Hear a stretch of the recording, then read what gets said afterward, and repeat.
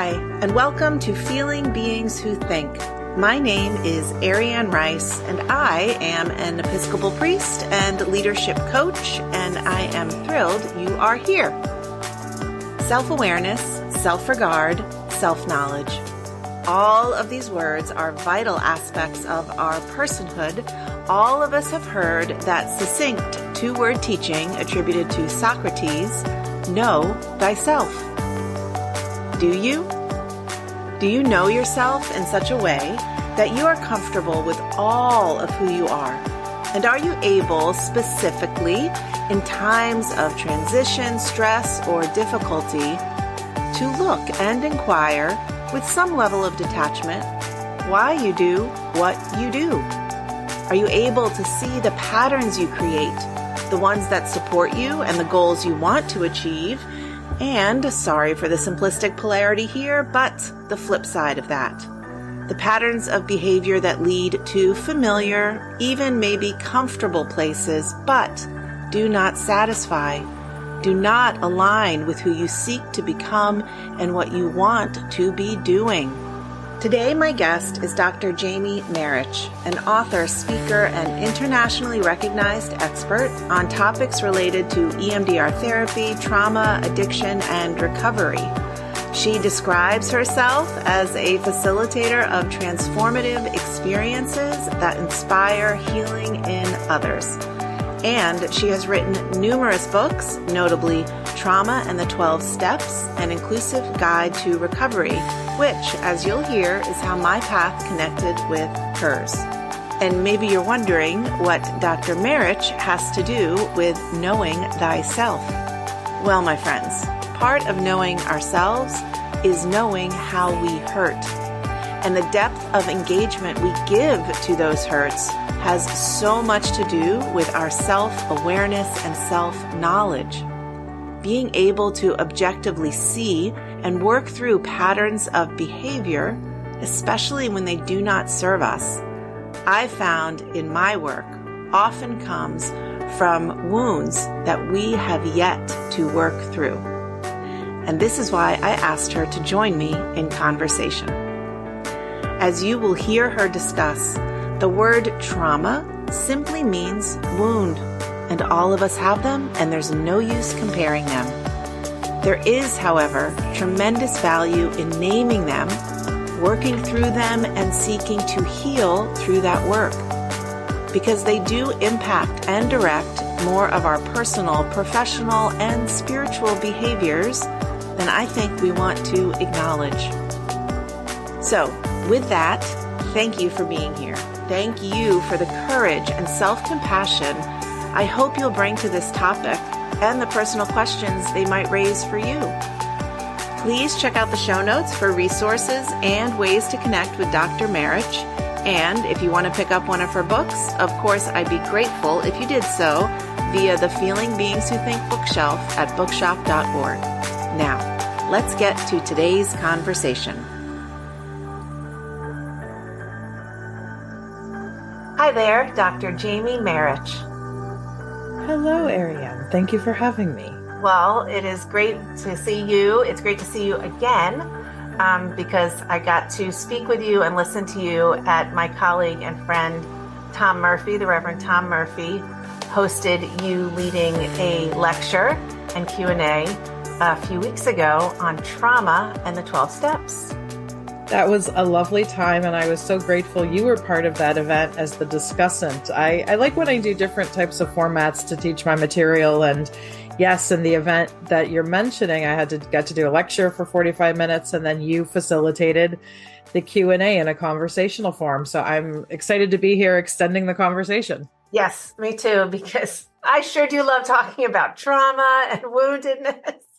Well, it delights me that somebody who is in a pastoral role does, because as we've shared, or in our previous conversation, you know that one of my specialties, even within teaching and working with trauma, is on spiritual abuse and religious trauma, and how spiritual and religious spaces can be used to facilitate or enable a lot of the wounding that people experience. So whenever someone of the cloth, so to speak, wants to have this conversation, I'm here for it. Yay. Okay. So yeah, and I want to back up because I just said like wounded and trauma as if they were lighthearted, jokey topics, and they are not. They are not.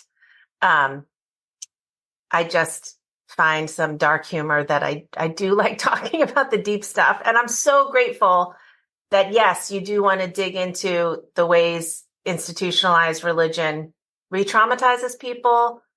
And I'm sure also the healing aspects of faith and spirituality. Yes. Yes. Correct. First of all, dark humor, yay. I mean, so many of us who have had complex trauma journeys, dark humor is balm for the soul. Mm-hmm. And yeah, so much of the space I occupy is around what you were getting at, that spirituality and even religion for a lot of people can be remarkably vital to the healing process. Yet I think to be able to promote that, we also have to have an awareness of how people's experiences of spirituality and religion, or which can include 12-step communities, has been part of the harm. So like so many things in life, it's a two things can be true at the same time type of conversation. Most true things are somehow paradoxically true and not true at the same time. Yes, yes. Okay. Why don't you said, how did I came to occupy this space? So why don't you say a little bit about how you came to occupy this space? Sure. So professionally, I'm Dr. Jamie Marich, although in any of these types of interviews, I like to lead more from my Jamie place of being somebody who has a survivor and a recovery story herself. Because of my addiction recovery, because of my trauma recovery, that is the whole reason I even went to graduate school 20 years ago, to be doing the work I do now, which is I'm a professional clinical counselor licensed in Ohio. I specialize in the treatment of trauma. I'm a specialized trainer in a modality that is often used for healing PTSD called EMDR, or eye movement desensitization and reprocessing. I've also written extensively on the interplay between trauma and dissociation and addiction, including the book Trauma and the 12 Steps, which I know you have read and have studied. And that was the focus of my talk with your colleague where we met. This whole story started over 20 years ago when in 2000, oh gosh, I'm trying to remember my years now, end of 2000, I ended up moving to Europe, to Croatia and Bosnia, which are my family's ancestral homelands. And for those of you who may remember current events or history, there was a war in those countries in the early to mid 90s. And I ended up there after I finished my undergraduate experience, also as somebody who was riddled with my own trauma-based addiction. And at the time, my solution was very much, oh, well, maybe if I run away to Europe, life will get better or I'll figure things out. And admittedly, at the time, it was one of those what we call geographical cures. Yet, I believe that the God of my understanding used that, because while I was working in country from 2000 to 2003, I was mentored by both a Croatian priest and a very wise American social worker who was spending a lot of her retirement there. And she shepherded my own recovery journey. She brought me the 12 steps. She taught me about trauma. She helped me to understand about how so much of my own wounding and story was wrapped up in trauma. And after 2.5 years of working there as a civilian and humanitarian aid, but really getting to study at the feet of these two very great people, that's when they both sent me back to graduate school in 2003 and said, why don't you do this professionally? We think you'd be good at it. And I was honored and flattered. Yet, even when I started my graduate training, it was very clear to me how much more of my deeper trauma healing needed to happen, even though I was of addiction recovery at that point. Can I interrupt for a second? Please do. This didn't occur to me the first time I heard you speak, but I'm like, wow. So let's see. She wants to not deal with her trauma, so she runs to a war zone. Yes. Yes. The irony is not lost on me. I'm glad you picked up on it. So, because one of the things that I wrote down that I want to talk about is patterns and the way in which our wounds form patterns in us, patterns of us not dealing with them, and patterns. So, what is it? Why do you think? What brought you to say like, oh, that's where I'll go? It's a great question, because I think on one hand, we could analyze it psychologically, that it was some kind of trauma completion tendency, trauma reenactment, feeling like I needed to make a difference because my own life was so worthless. But I think if we look at it through the spiritual lens, which I know a lot of listeners of this podcast have, I do think it was spirit intervening or God intervening to create this completion tendency, which is a term we use in trauma. Yeah, but I don't know what that word means. It's basically that idea of you get what you need to figure it out.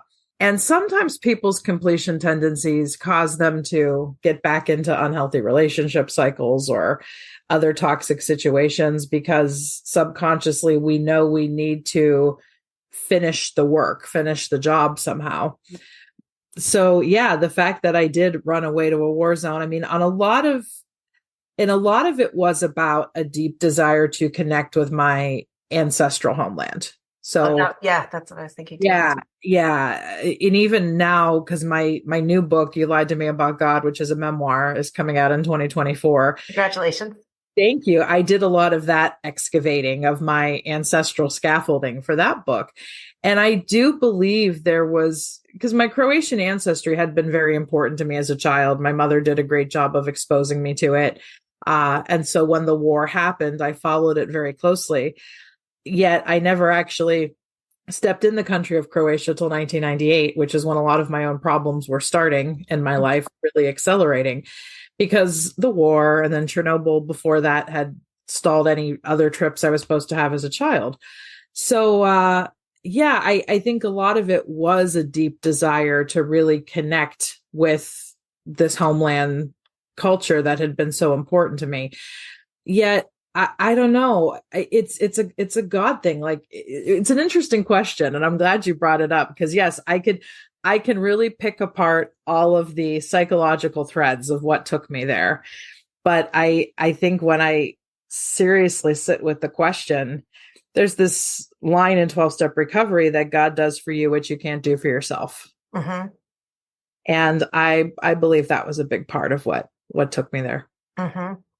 You know, I was raised Roman Catholic, and especially if you see like Spanish art, especially like 15th century, 16th century Spanish art, Christianity could be viewed as a very traumatic religion in terms of our Lord and Savior crucified on a cross in a, very violent, traumatizing way.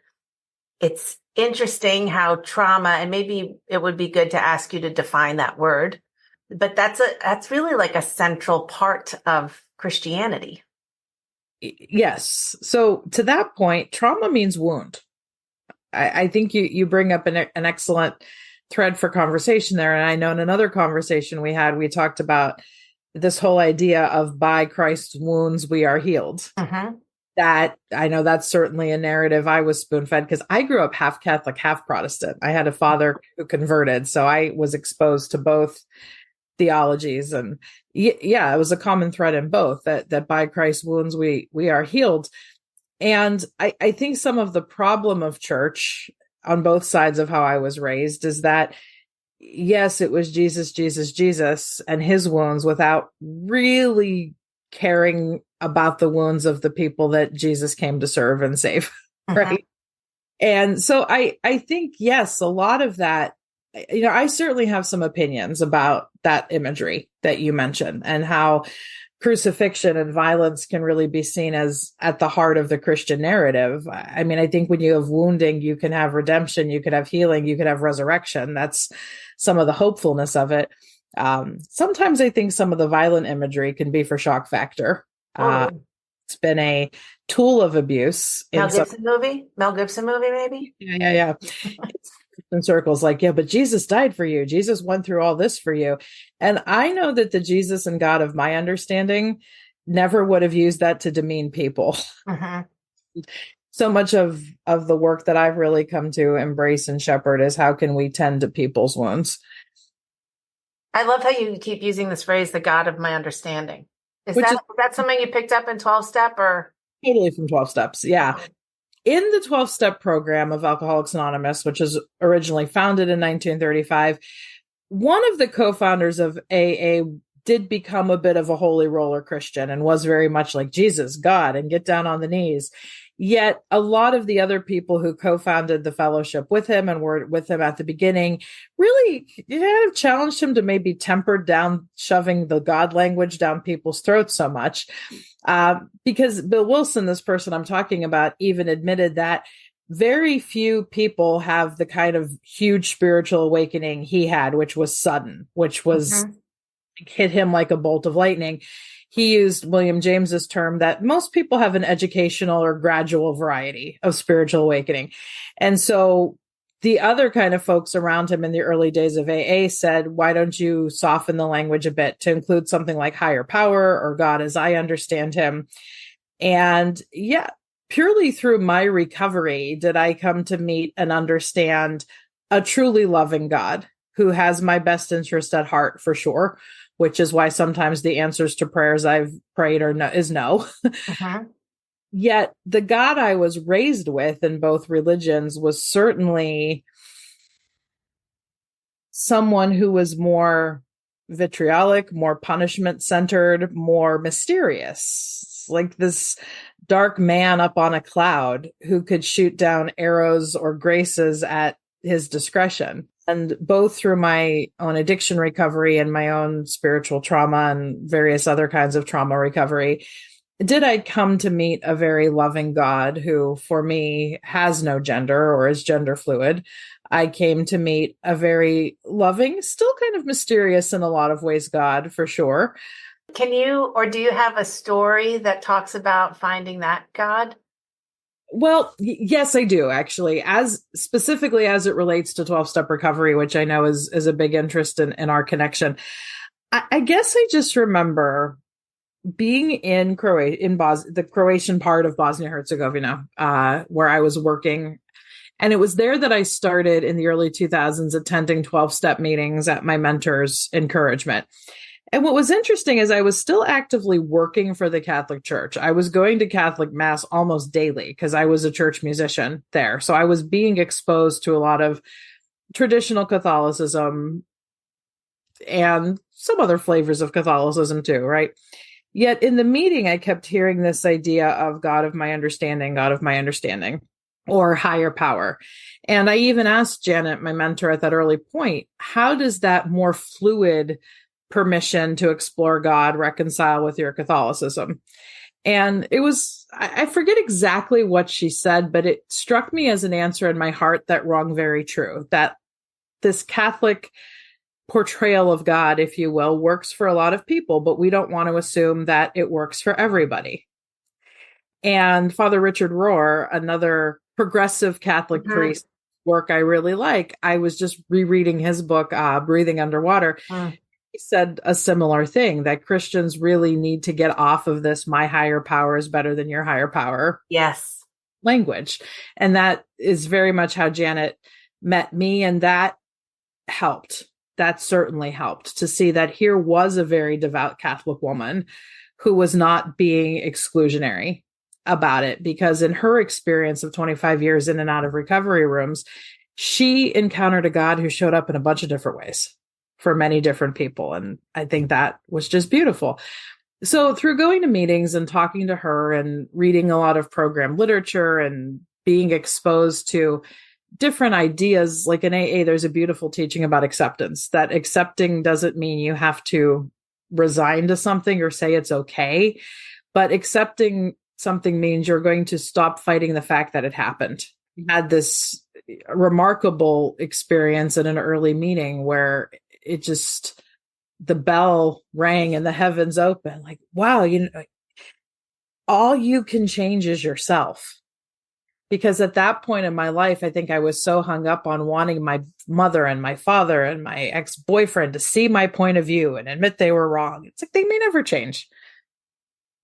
So it was these kind of lessons in these meeting spaces that continued to impact me. And it was at some point when I had about 8 or 9 months of continuous sobriety time sitting in such a meeting, I was hearing the higher power language. And it was also just a revelatory, life-changing moment where it was just this, my God loves me. this higher power that I've come to know in these meetings with these wounded people who are trying to get better, really loves me. And at that point, I was able to frame not necessarily the suffering that I experienced or the bad things I experienced as the work of a loving God, but the fact that I was able to dig myself out by trusting my judgment, as that was God's love that revealed a lot of that to me. So yeah, that really helped me turn a corner in even understanding the one thing I ran by you just a bit ago, which is sometimes when I pray prayers, the answer is no or wait. And I think in a lot of my life till that point, that had felt like, well, God is uncaring because things aren't working out. And every time I tell my story in some format, whether I'm writing it or sharing it in a lecture or talking with you here a little bit about it, it's like I'm getting a fax message reminder. Fax message. I know what it is.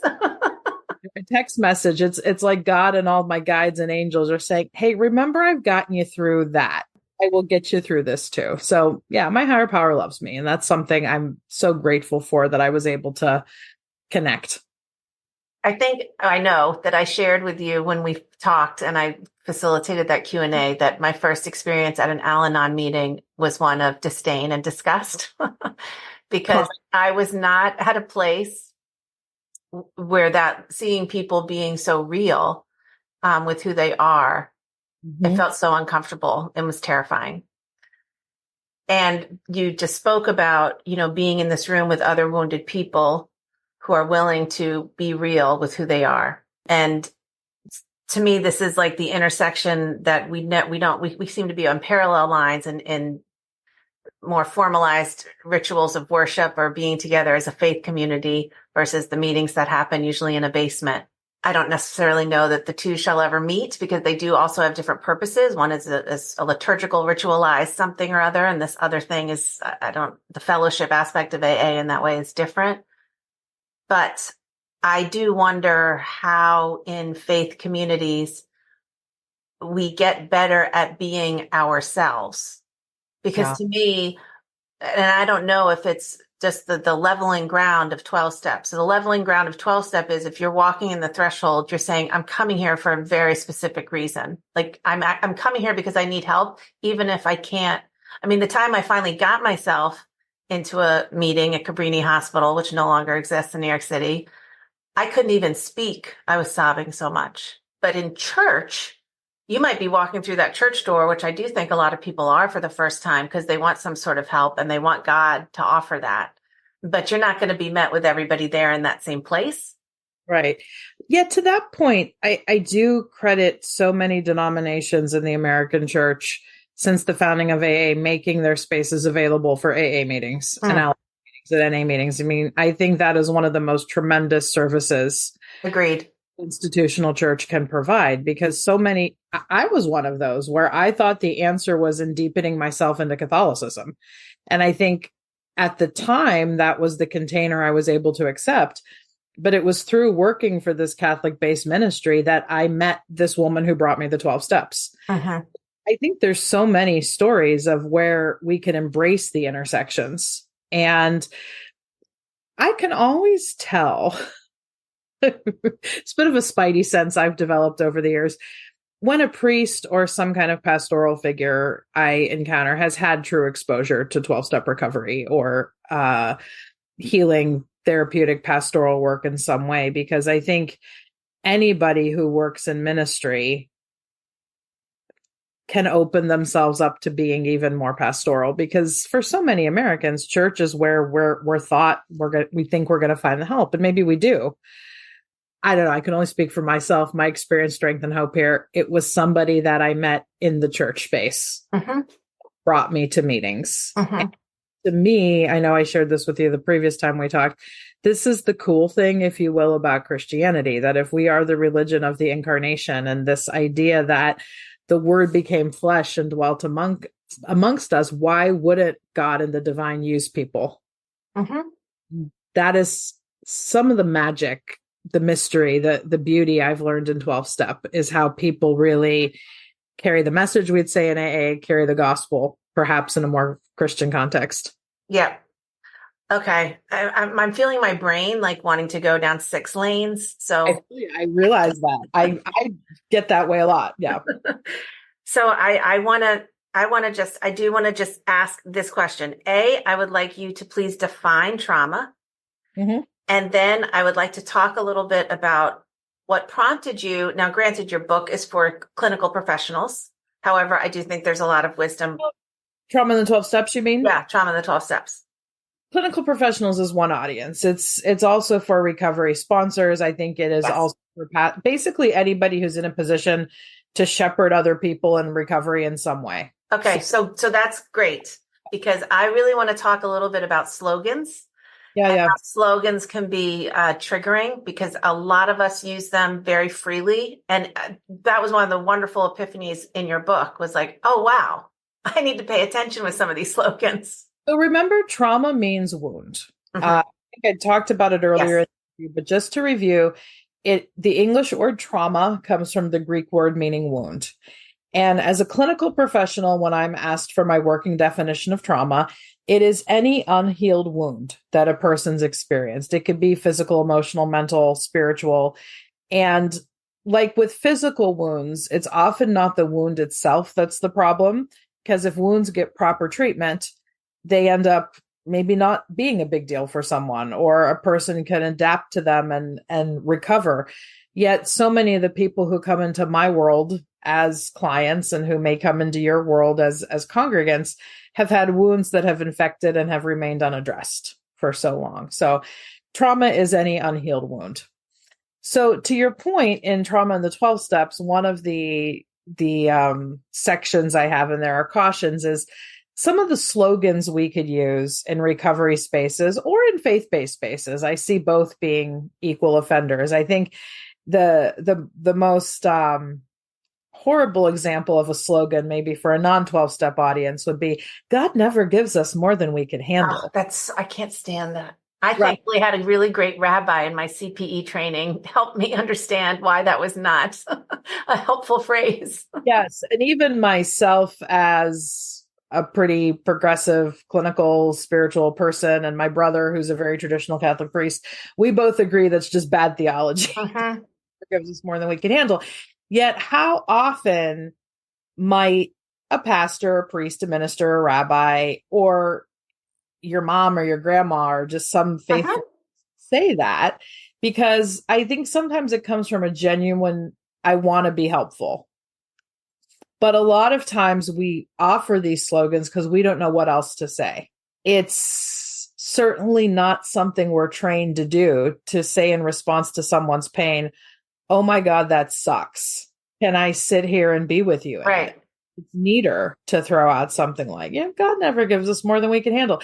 In 12 Steps, another big one is let go and let God. Mm-hmm. Or fake it till you make it is another one I think gets misused. Yes. And those slogans, many of them aren't bad when you really consider what they're getting at, because I know I've certainly had a lot of growth in my life when I have been able to let go and let God. It's how we use them that I think can be very damaging. And slogan, I love word origin. As somebody who started as an English teacher, slogan comes from a Scottish Gaelic term meaning short jab. Like, aha, it's meant to be like a cheer, like that kind of short jab. But jabs can be very wounding. Mm-hmm. They very silencing on people. So that's my feeling on slogans. You fake it till you make it has helped me in terms of one of the aspects in your book around, and this is a big Richard Rohr one too, living into action, not thinking. Yes. Oh, yes. Yeah. Janet would say that to me all the time. Chapter in the big book of AA, chapter 6 is called Into Action, Not Into Thinking. So talk about that. Yeah. It's just really helpful that thinking's typically not helpful. I mean, we often tell people things like think the drink through, or you better think on that one before you act. And I think I'm about to say, what I've learned is we can often paralyze ourselves with overthinking. Thinking can keep us, safe in many ways, but also cut off from our emotional life in other ways. So I tend to now more lean into the language of how can we acknowledge what we're feeling here, take a moment to be with that, and then maybe let our thinking come back online and instead of trying to force it. So yeah, another 12-step slogan I kind of call out is think the drink through, because I think if we were able to think, we wouldn't necessarily be in the first place, because thinking, and I'm going down many rabbit holes here myself, our thinking can get distorted with trauma and addictive processes. How does somebody even know they have an unhealed wound? To going to something you said at the beginning of the interview, patterns, when the same patterns continue to show up, there's usually something at the root of that, a wound that needs to be healed. And sometimes we can call ourselves out on our own patterns. For me, it very much manifested as I'm just sick of my own BS that I'm kind of doing on a day-to-day basis. And a lot of times other people call us out. It really looks like you're hurting yourself here. It looks like you keep putting yourself back into the same horrible situations. What's that about? Is something I've compassionately learned to ask myself. And it's something that I ask of other people. So, and let's go back to fake it till you make it, because I don't like fakeness, the general thing. That's one of the reasons I don't like the slogan. But one I use that I think is getting at a similar thing is act as if you're already sober and got your life together. So I think this is an important point. I mean, when talking with people about trying on new behaviors, I reiterate that it will not feel right. Yes. It will feel weird. It will feel incorrect. It will feel like you don't want to do this. I'm asking if you can just try it. And that's sort of, to me, when you could just fake it till you make it, but would say that again, how you rephrased it? Act as if. Act as if, right. Mm-hmm. And that also speaks to this whole too much thinking can shut us down. And I want to say that fully acknowledging, I know it could be easier said than done when you feel paralyzed and shut down by life. Yet I don't think any amount of thinking gets us up off our feet, proverbially speaking or metaphorically speaking, as much as maybe I should just try this a different way. Nothing I've been doing is working. Act as if. Another one of my favorite kind of reframed slogans that I've come to, slogans and sayings can be wonderful if we're looking at how we're using them and that we're not using them to shut people down. An artist had a piece up on Instagram about 5 years ago that said, if we wait until we're ready, we'll be waiting for the rest of our lives. And I've really embraced that, because I see so many people get caught up in, I'm not ready to work on my trauma. I'm not ready to stop drinking. I'm not ready to change my life. And often as therapists, I work with both my clients and other therapists, because sometimes therapists can be scared that their clients aren't ready. What would be the perfect condition in your life to feel ready? And none of us could ever get it. I make this joke even when I teach trauma therapy methods. In a perfect world, we would all be able to go to an inpatient residential ranch with yoga every day and horses and perfect organic food. But so few people can actually access that. Mm-hmm. If that's the mark of what readiness would be, we're going to be waiting forever. So how can we work with what we have now? And I've learned in my teaching that whenever I catch myself wanting to use the word ready, I try to now replace it with prepared. Am I prepared? Because prepared denotes action. What can I do to get so great? Prepared. Yeah. As opposed to this mythical, okay, now I'm ready.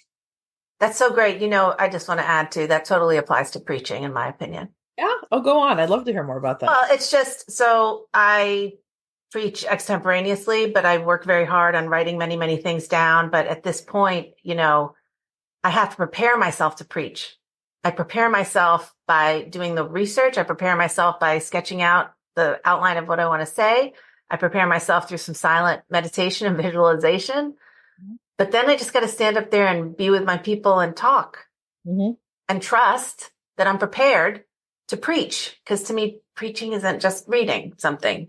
And I don't want to denigrate anybody that does, because I'm not saying it that way. It's just, I think sometimes we might put a little more heart in our preaching if we could be okay with being prepared and not perfectly ready with that typed out manuscript. Love that. Great. I'm sure I alienated some people just now. I apologize to whoever I did. Okay. Okay. I want to talk about, I know we've defined trauma. So I was the sort of person who, it took me working with somebody to really understand that some of the events in my life were traumatic. How does somebody spend some time wondering about their own self? Well, I don't know. Was that traumatic? Have I had, how does somebody define that for themselves in their own experience? Well, I have to highlight from the privilege I have here as a professional to people who might be listening to this, the reality that trauma is subjective. What may feel wounding to me may not feel wounding to you. And how you've been raised to see trauma. I know for me at the beginning of my experience, trauma was something that only Vietnam War veterans experienced. It was that specified in my head as an association. And then when my mentors and my teacher started opening up to my eyes that trauma is just any wound that continues to keep you stuck in life. Even then, I felt myself comparing myself. And I said to Janet, but it's not like I went to war. It's not like, and then that's when she said, maybe the war zone was your house and maybe Skid Row was your bedroom, and try not to judge yourself too harshly here. Because I think we can get into this. Well, I didn't have it as bad as other people. And I think part of the both and of this is, yes, we can still practice gratitude. Like my gratitude is I had a lot of my basic needs met growing up in a way many people didn't. And because of the fact that things looked so good on the outside, it was hard to ignore a lot of the wounding that was happening inside. So it is very subjective. And if the word trauma feels too big to you right now, think of it as wounding. Where are the areas in my life that I've been wounded? And in what ways are those wounds still preventing me from maybe achieving the success as I want to see it in my life continue to grow? How is that wound? How are those wounds protecting me maybe from being the parent I want to be or having the relationship I want to have? How might they be getting in the way of me, maybe even in the work I have or pursuing the work I want? So I think a idea from the steps that applies very well here is inventory, that it does take some personal introspection and inventory. So I would ask anybody who's listening to this, can you sit with this idea of where have I been wounded and how are those wounds still showing up in my life? And then see where you go from there. Okay, another part of your book that I really appreciate that I don't want all the time to go by without talking about it is around asking questions. Mm-hmm. And you talk about asking better questions. I want you to just say more about that. Too often therapists have been trained to ask closed questions. Were you ever abused? When did that happen? Versus the what questions and the how questions. Invite a person who you're asking the question to give you as much or as little detail as they're ready to give at a particular time. So a question I'll ask a lot of my clients, for instance, as I'm getting to know them is, what are things like for you at work right now? How is that affecting you? Because a what or a how question is more open-ended as opposed to something that could easily be answered with a yes or no. Mm-hmm. Because open-endedness insights provides exploration, but it also invites a person to tell you what they're willing to reveal in any given time. So I challenge anybody who's listening to this, if you're wanting to ask better, why questions are generally not fruitful. Agreed. Because if I knew why, I wouldn't be here. Right. So anytime you challenge yourself or anytime you catch yourself trying to ask a why question, see if you can challenge yourself to turn it into a what or a how. As opposed to, why are you doing this? Well, what do you think this is really about? Mm-hmm. It's prompting you to do this. That would be an example of that phenomenon. Well, even I think the practice of doing that helps us pay a little bit closer attention to the speed sometimes with which we talk and to pausing before we're about to speak. Do you think like everybody should go to a 12-step meeting? Do you think there's something in 12-step that could benefit most people? Well, it's an interesting question. I really like that question because I've also heard a similar question. Do you think everybody should go to therapy? I think at an earlier point in my life, I would have been like, yes, everybody should go to a 12-step meeting. And at another juncture of my life, I would have been like, everybody should go to therapy. But the more I've evolved and see how healing can take place in a lot of different forms of life. I do think everybody should work on their stuff, both for the benefit of themselves and those that they live with. Could that come through 12-step? Could that come through church? Could that come through therapy? Could that come through committing in some healthy way to like a martial arts program? Sure. So whatever it is that's going to help you heal, yes, I think everybody ought to pursue that. I think it looks like different steps for different flavors for different people. So if you're not sure what it's going to be for you, try it. Embrace the tapas or the buffet approach. Maybe you go to a step meeting. Maybe you check out therapy. Maybe you check out more of a self-help or support group that's non-12 step in the community. If you're called to church or spirituality, maybe try a couple different ones. That's one of the things I so appreciated about when I finally like listened to that Al-Anon meeting I went to, when they were like, don't just assume this is the right one, like go to at least 6. Mm-hmm. Yeah. So yeah, I hope everybody could. Well, by the way, we don't say that in church. When I welcome newcomers, I don't tell them to go try some other churches. I'm pretty happy they're in mine. Yeah. Which is one of the reasons I don't organize religion anymore, I guess. But, speaking of Al-Anon and speaking of spirituality, I mean, this might be a good place to start wrapping up our talk, because I think it brings together so many of the themes. I was at an Al-Anon weekend retreat, because I've also worked some Al-Anon over the years, and the guest speaker was a Catholic priest who was raised by 2 alcoholic parents. And it was just so cool for me in that moment to see a Catholic priest say that in 12-step recovery, he met a God who was bigger than the Catholic Church, bigger than the Vatican, just a God that we as humans try to put in a box constantly. A literal box building. Mm-hmm. That works to get you there to that deeper, bigger God. Cool. But I'm glad that my journey has showed me God exists in so many different places. Well, and to me, that's like come up in this conversation, right? I love that you say maybe the healing's in 12-step, maybe if it's in martial arts, and that level of like, yeah, it's just so much bigger than one box. Precisely. And I wanted to, because I literally just shared this on Facebook the other day, the Richard Rohr quote that spoke to me so much. He said, Christians should not, however, insist that my higher power is better than your higher power. This is love of self and not love of God. And that was just very much what I needed to read over the weekend. I love that. And that, yeah, I mean, I totally agree too, that God of my understanding calls us to hear the teachers we need to hear when we need to hear them, and, that speak to our past in a way that opens up new ways of moving into who we are becoming. Yes. Well, thank you very much for taking time for this conversation and for discussing your book. And I asked you before we started recording if you would send resources that could be helpful for people, and I will include in show notes. And anything you want to say about that? Yeah, so I have 2 websites I would encourage people to visit that are eventually going to be combined into one, but I don't know when that will happen and when this will air. So I'll tell you about both. There's traumamadesimple.com and redefinetherapy.com. And both of those feature a vast collection of everything I've done for free online, podcast interviews, teaching videos, articles that I've written. So that would be a good place to start exploring some of my work. I believe my books are linked on both sites too. So if people are interested in my books, I mostly teach courses for other clinical professionals right now, but some of that might be moving or shifting. And then you can also go to just my name, jamiemarich.com, to see where I'll be speaking at and what I'm up to in the world. Well, I am so thrilled that through the church, we wound up getting connected. And thank you very much for being on this podcast. Thank you for the work you're doing to create these conversations. Thanks. All right. Take care.